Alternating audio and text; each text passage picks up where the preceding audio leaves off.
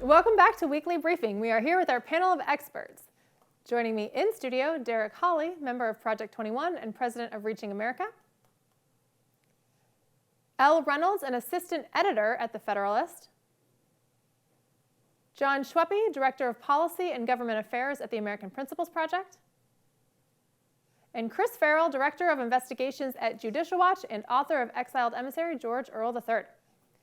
Russia launched an attack on Ukraine and Kiev Thursday night, hitting cities and bases with airstrikes. Reports say that dozens of people in Ukraine were killed, just days before Joe Biden announced economic sanctions on Russia.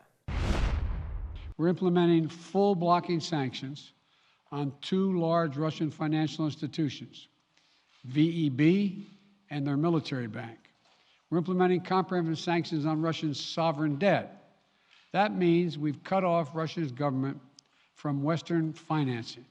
It can no longer raise money from the West and cannot trade in its new debt on our markets or European markets either. Chris, what good did that do? It's pathetic. His performance as president is pathetic. Putin is playing him like a violin. The entire collapse of this situation can be blamed on President Biden. The sanctions are virtually meaningless, particularly given Russia's relationship with China that was announced at the Olympics. China will be the backdoor to all the sanctions that they're attempting to impose on them. Here's the other message for you. President Trump, oil is $40 a barrel. President Biden, oil is now at $100 a barrel. Who benefits from that? Putin. Biden is the same president that pushed and advanced Nord Stream 2 until he decided to sanction it and shut it down. At the same time, shutting down America's abilities through the Keystone XL pipeline and other pipelines. The only person who benefits from this entire process is Putin and Russia.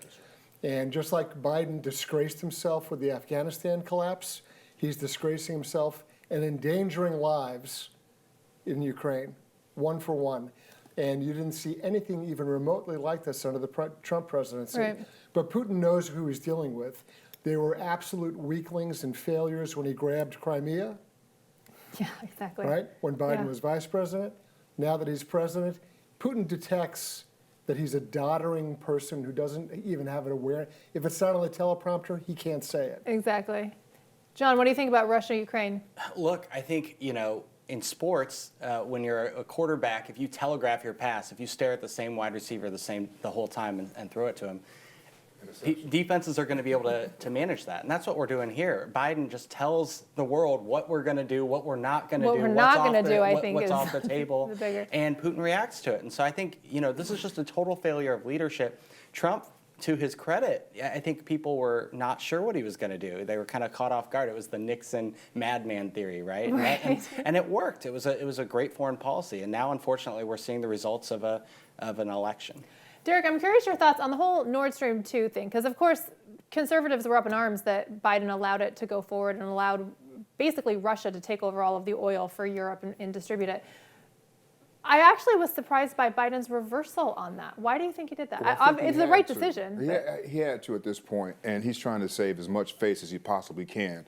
But I looked at according to the Energy Information Administration, the United States has now doubled the amount of oil that we are exporting from Russia compared to 2019 when we were energy independent. So he says, I'm going to sanction you, but oh, by the way, I'm going to pay you a whole bunch of money for your oil. It's just interesting, the dynamic, and you just got to wonder who's really running this country right now. Yeah. And what interests does Biden have outside of the United States? Because it's certainly not, his interest is not for the American people right now. Right, very interesting. Washington, D.C. is preparing for thousands of truckers to descend on the nation's capital earlier in this upcoming week. Reports say that Defense Secretary Lloyd Austin has authorized up to 700 National Guard members to assist with traffic control during the truckers' protest.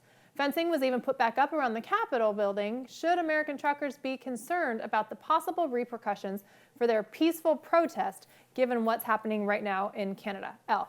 Oh, absolutely they should. I mean, it's not just what's happening in Canada, which, remember, Canada's a fellow Western country. It's one of our premier trading partners. Canada's our ally. And what we're seeing happening in Canada does not befit a Western country at all. But I think it's also a mistake to think it couldn't happen here. And in fact, it's already happened here. Looking at the reaction of Nancy Pelosi's probe into what happened at the Capitol on January 6th, they've subpoenaed people who never set foot in the Capitol building.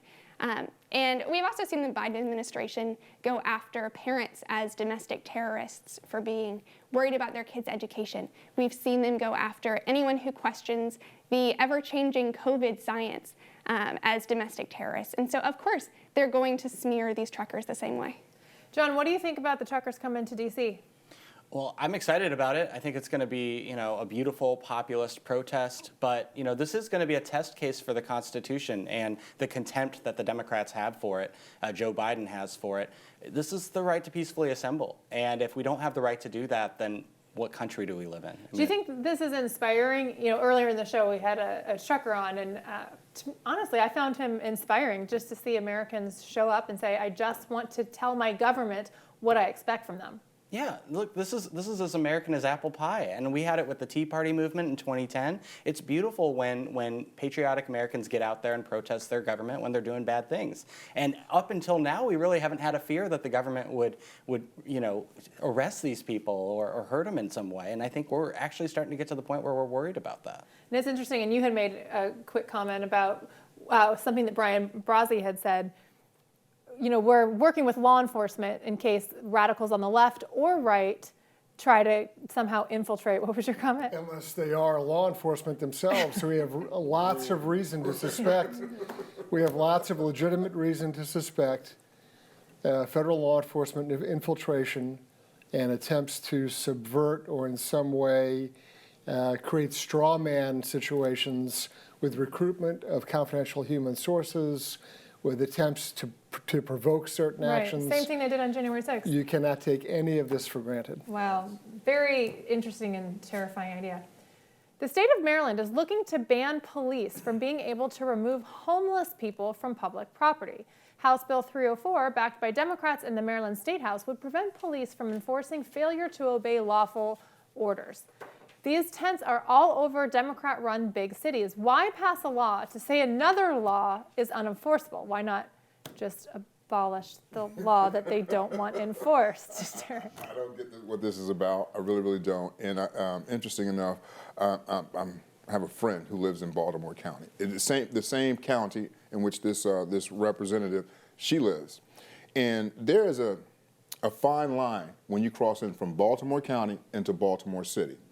And I guarantee you, this woman would not allow these tents to be set up in her backyard in Baltimore County. Is that potentially why she's doing the bill, so that it's not enforceable in Baltimore City, It so they could stay possibly, over right, there? Going to stay in Baltimore City and Yeah. not Baltimore County, because there again, Baltimore County is completely different from Baltimore City, and so she would not allow this. It would not happen in Baltimore County. That's interesting. I wonder if she's trying to keep it on that side of the street. Keep it on that side of town. Right. Chris, what do you think? I want nonprofit groups to create a subsidized relocation program to take persons that are in the inner city living in tents and to move them into affluent neighborhoods.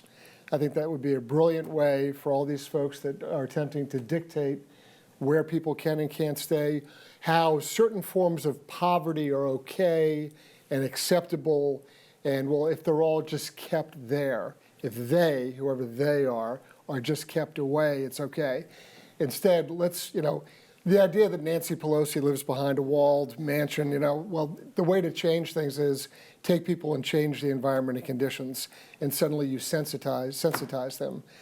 50 yards from where we're sitting right now, there's a little tent city in an underpass that I drive by to get in here, and the conditions there are appalling. It's third world craziness. It's really bad. So, Christina, Baltimore, Baltimore Sun did a study, an article in January. There are over 16,000 boarded up properties in Baltimore City. If you want to help these homeless people, then do something about all these properties that are boarded up in the city. Yeah, maybe turn them into businesses and let them Exactly. actually work.